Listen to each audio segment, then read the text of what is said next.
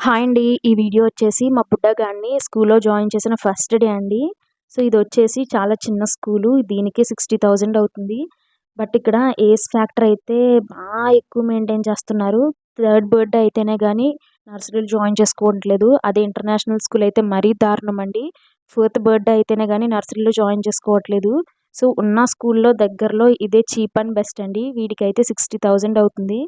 Next 2 days కూడా పంపిస్తాము అని చెప్పి అడిగాము. యాక్చువల్‌గా వీళ్ళకి మార్చ్‌లో స్టార్ట్ అవుతుంది. ఒక 20 డేస్ ఎర్లీ బర్డ్ అని చెప్పి అలవాటవ్వడానికి పంపియమని చెప్పారు.